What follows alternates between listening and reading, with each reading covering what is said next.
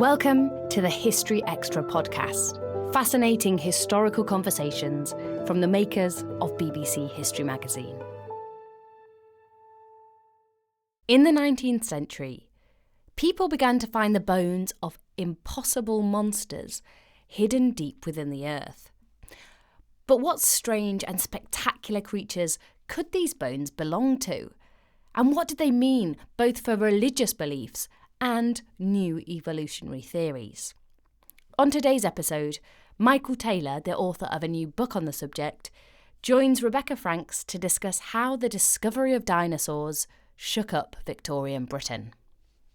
Welcome to the History Extra podcast. We're here today to talk about your new book, Impossible Monsters and the Discovery of the Dinosaurs in the Early 19th Century. I wondered if we could start our story with Mary Anning, who in 1811 found a fossilised skeleton on the Dorset coast.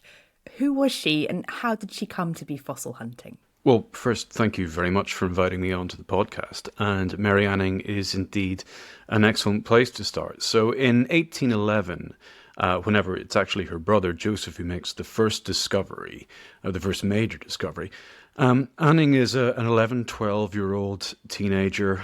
She comes from a very poor family. Her father, Richard, was a cabinet maker and he had died a few years previously.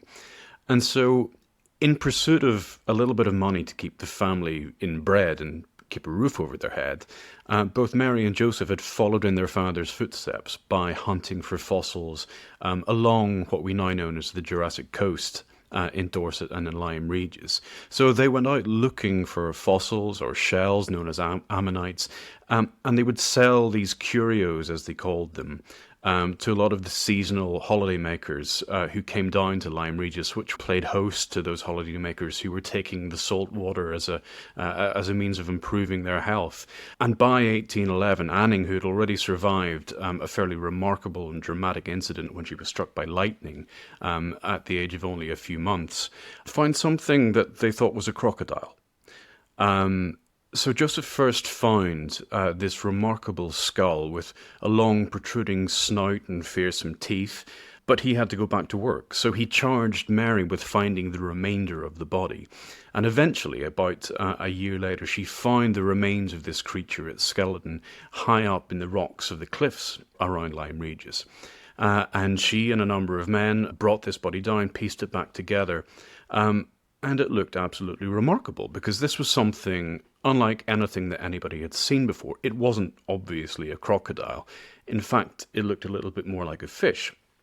So this was put together and it was sold to a museum in London, and it was sold for quite a lot of money. So the Annings were comfortable, at least for a while. Initially, one of the major figures in London science called it a proteosaurus because it thought it resembled a salamander known as the Proteus. But in time, this became known as the ichthyosaurus, a fish lizard. And it's not a dinosaur. It belonged to a class of prehistoric creatures known as thunosaurs. But it was the first of these impossible monsters, as I call them in the book, or really as Charles Kingsley, the novelist, first called them. And it was the discovery which commenced the systematic study of these giants in the earth. What were the sort of more outlandish theories about what people thought these bones could be? I mean, perhaps the idea of the impossible monsters, that's the outlandish idea, but what were people thinking they were?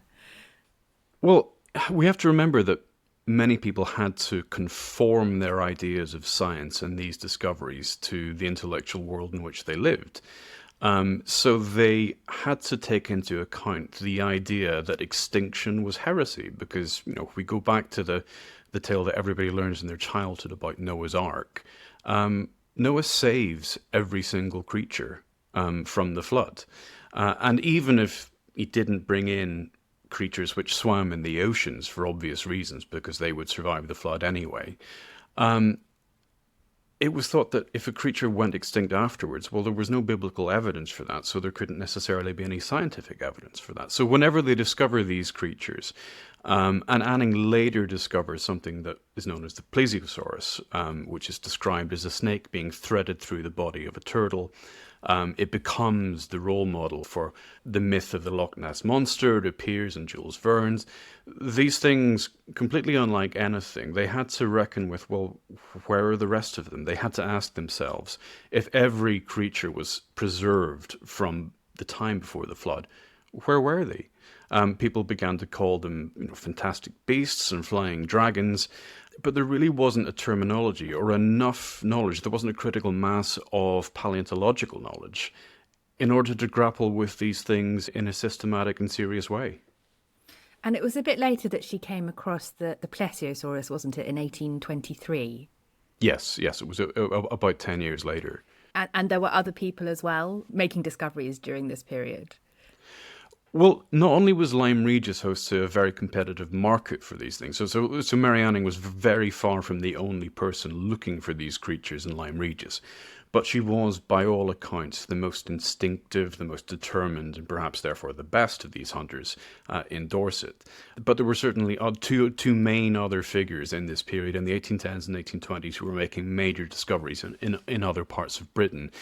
So William Buckland came from an incredibly different background, was a fellow at the University of Oxford. He was by training an Anglican priest, as almost everybody at Oxford was at that time. So Buckland had begun the study of geology at the university. He had delivered the inaugural lecture in the subject in 1819. He also went up to Kirkdale outside Scarborough in Yorkshire and made the incredible discovery of the bones of what we would regard as tropical or African animals in a crevice in Yorkshire. And that posed the question, well, how on earth did the bones of all of these creatures get there? Was it evidence? Everybody was very excited about this, that the flood was a real geological event. Could the waters sweeping across the earth explain how these creatures had made their way and there died in that cave in Yorkshire? Buckland, to his eternal credit, and this gained him an awful lot of scientific kudos, said no, that couldn't possibly be the case because there wasn't any way into the cave. And he posited instead the theory that hyenas, who had been living in Britain at the time, tens of thousands of years ago, had killed these creatures and then dragged their bones inside the cave. Buckland was also interested in more reptilian creatures from the ancient past. And in 1824, he announced the discovery of the first of what we now know as the dinosaurs. And he and James Parkinson, who was the doctor who discovered the eponymous palsy, they called it the Megalosaurus.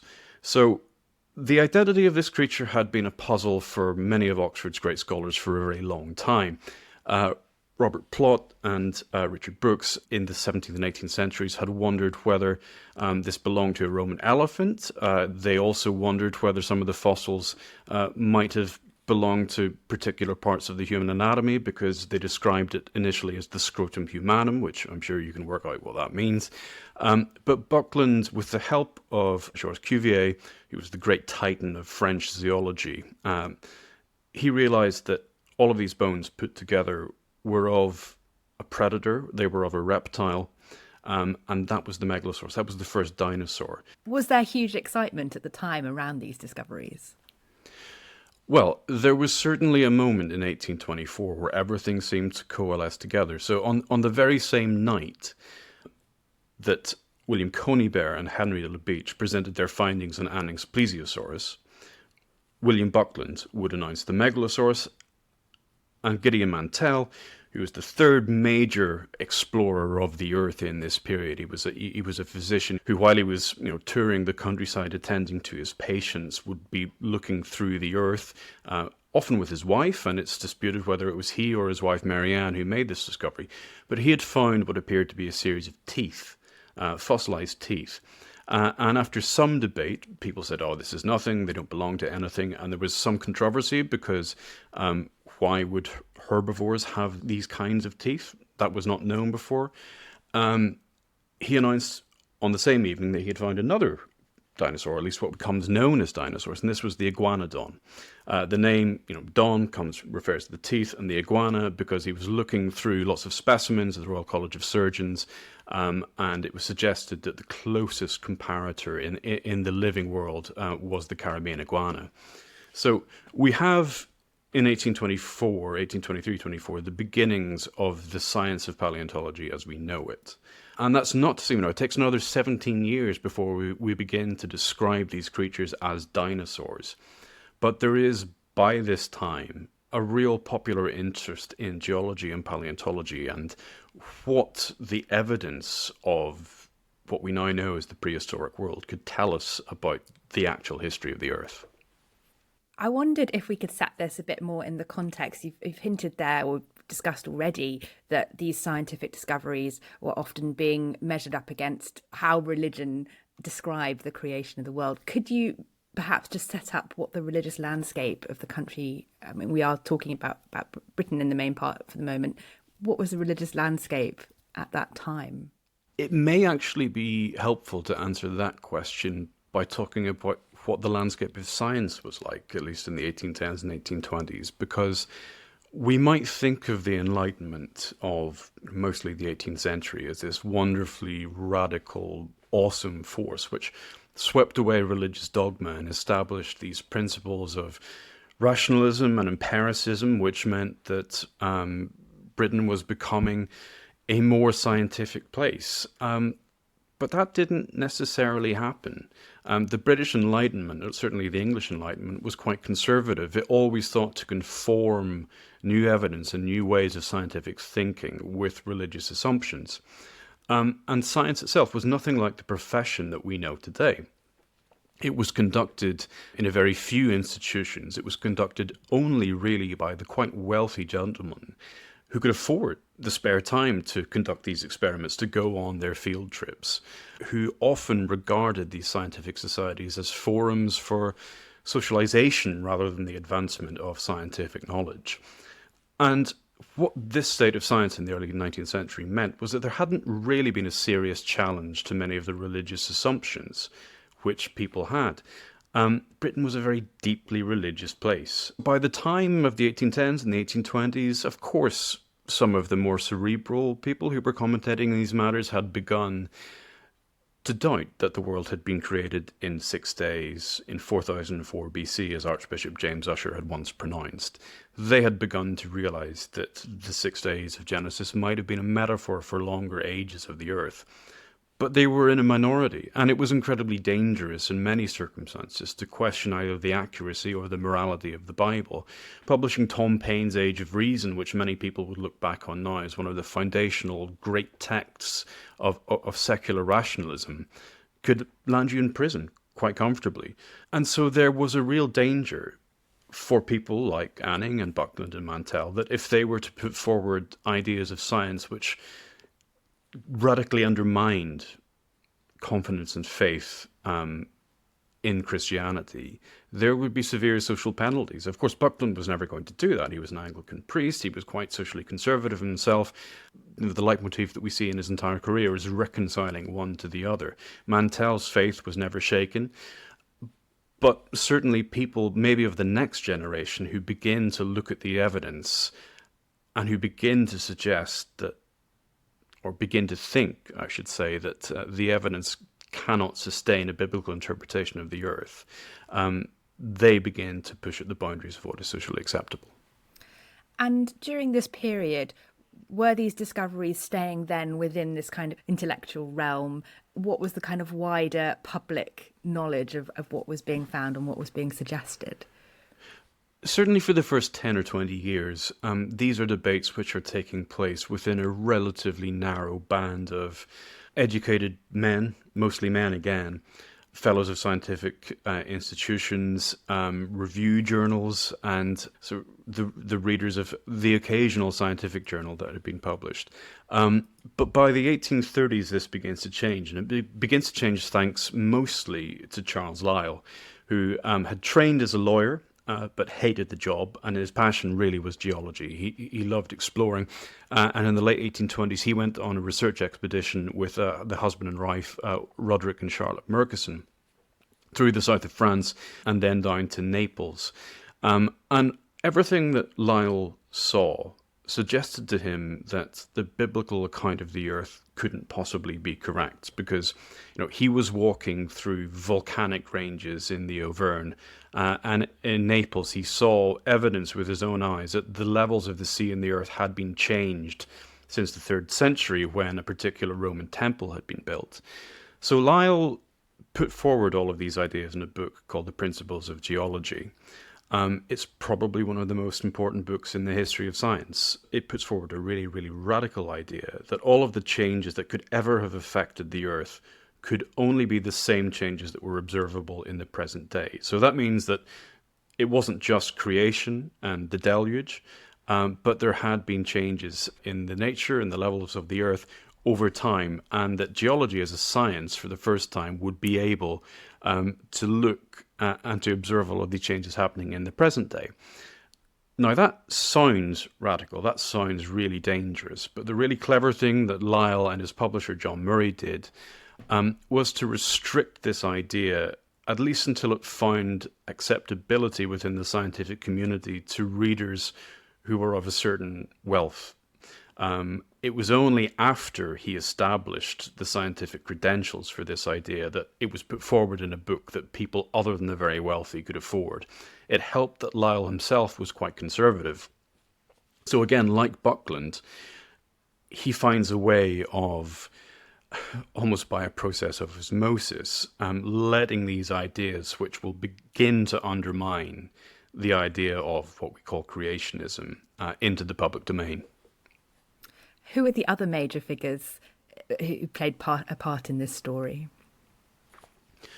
Well, if we're now getting into the 1830s, that means we're encountering Richard Owen, who is the dark prince, I would say, of British science in the 19th century. He's a total swine, but he's brilliant. He's an anatomist who trains in Lancaster, comes down to the Royal College of Surgeons, and quickly knows how to win the scientific game. He knows how to get appointed to the right committees, he makes the right friendships, he gets the funding and begins to control funding for a lot of scientific investigation. And it's Richard Owen in the 1840s who coins the term dinosaurs for the first time. But it's really important to understand that Owen coins the term dinosaurs as a means of challenging the idea of evolution itself. We haven't mentioned that word before, but there had been ideas of what we might call evolution, or at least of developmental theory, the idea that species could adapt and change and become more sophisticated. And these have been put forward mostly in France by people like Lamarck and Geoffroy. Owen couldn't deal with that. He found it offensive to his religious sensibilities. This was because the idea that things could improve upon what the Lord had created. Could man possibly have evolved from monkeys? Well, that's offensive because if the Lord had created everything in his own image, the Lord was infallible. He couldn't possibly have made a mistake. And the same thing applied to reptiles and to animals. So by creating the term dinosaur to describe the Megalosaurus and the Iguanodon and the Hylaeosaurus, which is another sort of armor-plated animal that Gideon Mantell discovers in the early 1830s, Owen was creating this awesome, sophisticated, complex category of animal that he would place at the very beginning of time in order to argue that evolution was bunk. Because if these incredible beasts, which were much bigger and much more complex, much more fearsome than anything alive today, had been alive at the beginning of time, then there couldn't possibly be any sense of incremental, inexorable progress and change in the constitution of animals. On the other side of this fence, in the 1830s, we have Darwin, of course, who is not necessarily known as a paleontologist, but plays an incredibly important role in this story, because between 1831 and 1836, Darwin is on HMS Beagle. He's sailing around the world. He sets off as a devout Christian, and he writes later that he had no reason or cause at the time of this voyage to doubt that the Bible was literally true.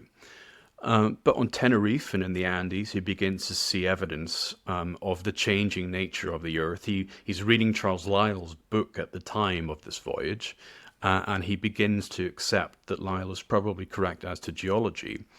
And then, as well known on the Galapagos, he begins to become slightly puzzled by the fact that in all of these islands, which are dotted around the Pacific Ocean, separated by tens, occasionally hundreds of miles, all the species of birds and other creatures are very, very slightly different from one another. So how does this happen? So Darwin comes back to England in 1836, he returns to Shropshire, he comes down to London, he gets married, and then he retires to Kent. He doesn't publish the more dangerous of his ideas for a very long time. He works up his botanical and his zoological findings from the Beagle, and he continues to think about this. A little bit later, the other great figure in this history comes to the fore, and that's Thomas Huxley. And if there is a hero of the book, and history books often don't have heroes, but I can certainly sympathize and empathize much more with Huxley than with any of the other characters. Huxley is a penniless surgeon who needs to find a way to pay down his medical debts. He's absolutely brilliant. He doesn't really have much formal education. So he decides, in the absence of these polite connections, which can get him into prestigious scientific appointments, that he'll join the Royal Navy as a surgeon. The point of that being, if he's away for 3 or 4 years, he isn't going to spend very much because the Navy will look after everything. And then he'll get paid off the ship whenever he comes back. So Huxley boards the Rattlesnake, he goes to Australia, he finds a fiancée, he studies jellyfish, he creates something of a zoological reputation for himself, and he comes back to Britain in 1851. He's still very poor. 1851 is the year of the Great Exhibition in Hyde Park, and he can't afford to enter the Crystal Palace until the prices are dropped towards the end of the year. But his brilliance eventually wins through. He becomes friends with Darwin, and they begin to correspond with each other. The last of these three great explorers, so if Darwin circumnavigates the world, Huxley goes to Australia, and Alfred Russel Wallace, who's been in Brazil collecting species of bees and butterflies in the 1850s, decides to embark on another expedition to the Dutch East Indies, to what we would describe today as Indonesia. And it's there, in the jungle, in the rainforest, that Wallace comes up with an idea which is very strikingly similar to the ideas that Darwin had been developing. And these two men are having the ideas completely independently of each other. Wallace is thinking about the ideas of Thomas Malthus, who had imagined that humankind and human populations were constantly in a fight for scarce resources, and that certain checks would always bring population and resources back into some kind of equilibrium. And Wallace, who had seen and catalogued and described thousands of different types of bees and butterflies and other insects in these jungles, began to think, well, why couldn't we apply this principle of population to the natural world more generally? And so he begins to think of this idea of competition among the species. Darwin has had this idea for a long time himself, but it's when Wallace then writes about his idea to Darwin, and Darwin then, prompted by Charles Lyell, so all of these men talking to each other at the same time, they realize, okay, now is the time for you to put forward this idea of adaptation and the development of species by means of natural selection. Darwin publishes The Origin of Species in 1859. Huxley takes up the cudgel as Darwin's bulldog, propagating this idea of natural selection. Richard Owen is completely aghast by the whole thing, and he begins to argue that this is nonsense, it couldn't possibly be applied to humankind. And Huxley and Owen have this great guerrilla war over whether or not mankind could be inseparably related to chimpanzees and to apes and to gorillas. And you might begin to think, we're a hell of a long way from dinosaurs here. What has happened in the interim? We're talking about bees and butterflies and science and natural selection. But dinosaurs become incredibly important to this story because Darwin himself realizes and confesses in the first edition to The Origin that there isn't very much fossil evidence for his theory. That's his great weakness. But what happens in the 1860s is that paleontologists around the world begin to discover more and more dinosaurs and other types of prehistoric creatures, which begin to suggest that there actually has been a history of evolution and the development of species over time. So many of these discoveries happen in Bavaria, in Germany. The first of them is a feather. And I think many of your listeners will know about the Archaeopteryx, the feathered reptile that appears in so many illustrated books about dinosaurs. The Archaeopteryx is followed quite closely by the Compsognathus. It's a small chicken-like dinosaur.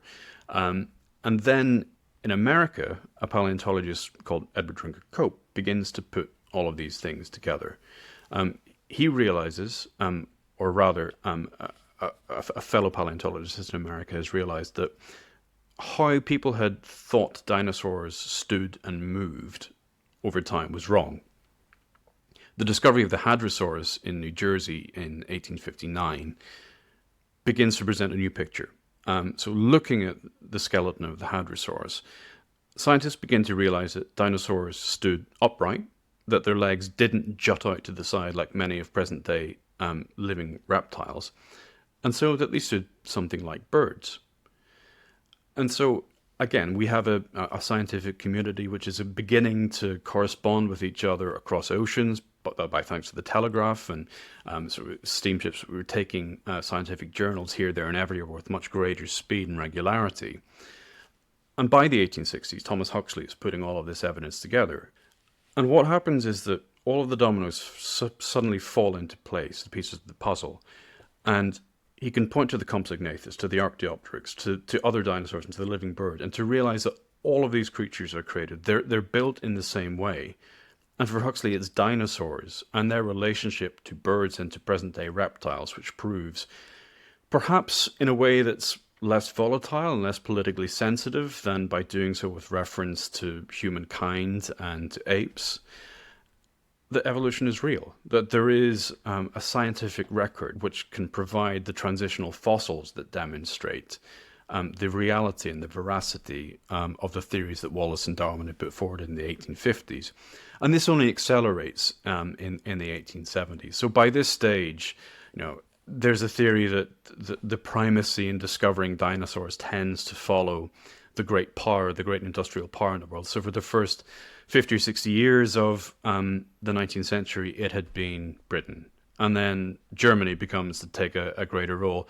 Then we go to the American West. Incidentally, we also think that today, China is the great manufacturing power of the world today, and China is not coincidentally the great fossil bed of the world at present. But in America in the 1870s, we have the bone wars in the American West. So we have Edward Drinker Cope, who I had mentioned earlier, who's a quite independently wealthy Quaker paleontologist who refuses absolutely to believe that natural selection could be correct and maintains that belief throughout his life. And we have Othniel Charles Marsh, who is the leader of the Paleontological Museum of Natural History at Yale University. And they take their teams and they go out to the American West, where suddenly all of these bones are emerging from the bluffs and the rocks. And they make a series of incredibly staggering discoveries. Again, they find prehistoric birds which have teeth, which reinforces the idea that reptiles and birds are related and that dinosaurs and birds are related. And then they begin to make the really major discoveries of dinosaurs that we might recall today. So the Stegosaurus comes to light, the Diplodocus comes to light. Eventually, one of Cope's students discovers the Tyrannosaurus rex. And by this stage, at least within these scientific circles, there is beginning to coalesce a consensus that dinosaurs are the missing link, or at least we go from dinosaurs to birds to reptiles, and birds, of course, are dinosaurs. They're the last surviving dinosaurs who managed to survive the cataclysm of 65 million years ago. Where this leaves the majority of people, of course, is a slightly different question, because it's all well and good for a scientific community to have established these principles and to convince itself of the rectitude of their ideas. But did the British public, did the American public really believe the same things?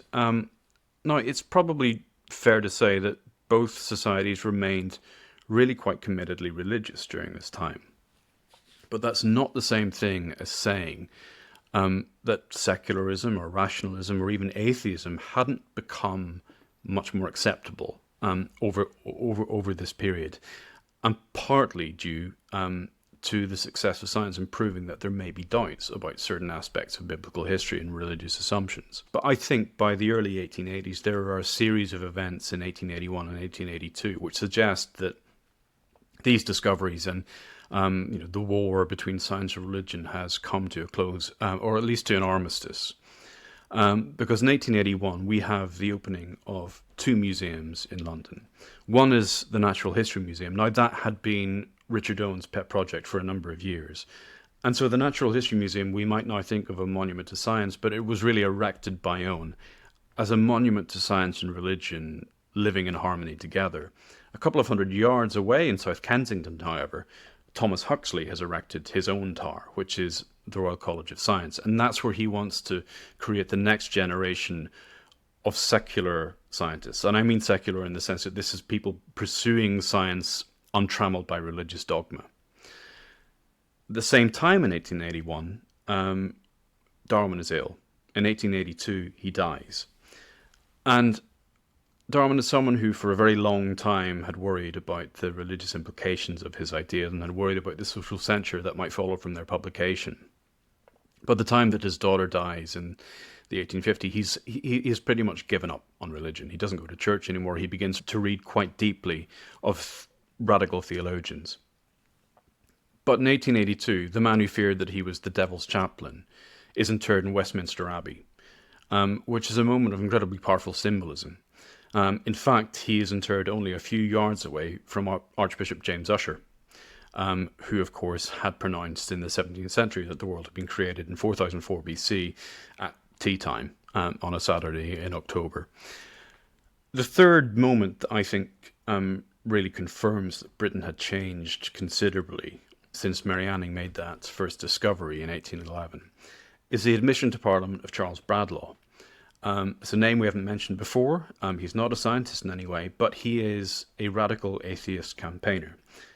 Now, Bradlaugh, as an atheist, as Britain's most prominent atheist, will not swear the oath whenever he is, in theory, admitted to the House of Commons, that he will do so with the help of God, and he will not swear on a Bible. He refuses to do this. He's imprisoned in Parliament. He's one of the very few people who have been imprisoned in Parliament. And there were repeated by-elections throughout the early 1880s where Bradlaugh stands again, he's elected again, he's rejected. He stands again, he's elected again, he's rejected. And eventually, he wins by a process of attrition, and he is admitted, he's allowed to swear a secular oath, and he becomes the first openly atheist member of Parliament. And that, I think, is rather symbolic of the way in which this intellectual change has worked over the previous 70 years. There isn't a big bang. There isn't a moment where people can stand up and say, well, science now has trumped religion or beaten religion. That's not how it works.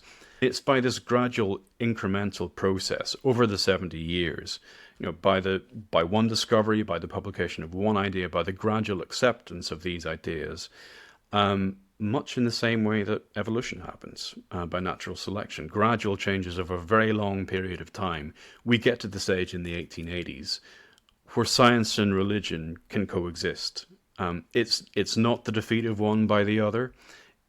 It's the concession by religion that scientific assumptions and scientific evidence have their place, and an unchallenged place in public debates about the world, about morality, about politics, about everything. As the existence of the dinosaurs began to be widely accepted, how did artists and writers begin to represent them? Do you have any favourite examples that you found during the course of your research? Well, one of the great joys of writing this book was really finding epigraphs for each of the chapters. Some of them are from the scientific literature, some of them are from political literature, but a lot of them are from novels, just trying to paint a picture of what people were writing and reading at the time that all of these events were taking place. There's a surprising amount of natural history in Thomas Hardy's books. Maybe the most significant writer in this sense is George Eliot, who had been translating a lot of the critical German theology, which had influenced the liberal Anglican clerics we've just talked about, from German into English. And repeatedly throughout Eliot's writings, there are references to natural history and to science and to the progress that science can make within society and within an economy. It also appears quite a lot in Dickens. So there's the famous passage in Bleak House about a megalosaurus waddling up Holborn. It was only waddling, of course, because we had not realized by the time that Dickens had written Bleak House that megalosaurus and other dinosaurs didn't waddle, they walked upright. Or at least the megalosaurus did. One of the things that I cite, and we go into at length at the end of the book, to demonstrate how dinosaurs had become part of popular culture by the end of the 19th century and by the Edwardian decade, is The Lost World by Conan Doyle. So it was perhaps the apogee of Victorian adventurism. It's been the source for so many different adaptations and other rip-off novels and sci-fi. An intrepid group of explorers depart for South America, thinking that there might be hidden somewhere within the mountains and the rainforest a hidden kingdom of dinosaurs. Shockingly, they're correct. And they come back with evidence brandishing a pterodactyl. But it's true that as all of these discoveries take place throughout the 19th century, as these scientific assumptions become more acceptable, although still attendant with danger, popular culture begins to reflect this. And people are really, really obsessed with dinosaurs. Whenever the Crystal Palace is taken down and resituated in southeast London, one of the really great attractions at the new site is the creation of dinosaurs. Now, you can still go and see them today, and they look terrible. Not only because they're 170 years old, but also because they're completely wrong. Again, we didn't necessarily know by that stage how dinosaurs looked, how they walked, how they moved. But these were some of the great public features of life in the landscape in Victorian Britain. And it was a source of great national pride that so many of these discoveries and the development of this science, they had been British, or at least they had been brought to public attention by British scientists. You mentioned there that the idea of dinosaurs waddling and that the models might have been completely wrong. How many kind of weird and wonderful different iterations were there of how people thought the dinosaurs looked and moved? Like, are there sort of great illustrations? What do we get over the years? There are some really terrible illustrations, it would be fair to say. One of my favorites, and this isn't terrible. The painter John Martin, who was incredibly popular in the early 19th century, was noted for these vast dramatic landscapes of biblical scenes and scenes of apocalypse and cataclysm. Was also instructed by Gideon Mantell to paint or to do an engraving of the country of the Iguanodon for one of Mantell's textbooks in the 1830s. That's in the plates of the book. Dinosaurs are imagined at this stage as dragons, effectively. They look like something that could be borrowed from Greek mythology. And it's important to say that, the Britons of the 19th century were not the first people to discover or to talk about dinosaurs. The Greeks were doing it 2,000 years ago.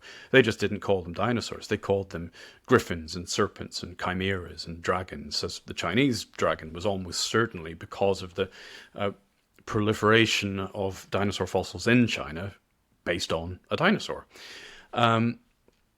So we have, these dragons, we have these waddling creatures of the mid-19th century. Even throughout the 19th century, we still have people wedded to this idea of, dinosaurs with four legs jutting out and their bellies scraping along the ground as they walked. But by the 1880s, by the 1890s, people really have understood completely how dinosaurs looked, how they stood, how they moved. And there's an American artist, Charles Knight, who does all of these incredible murals for American museums.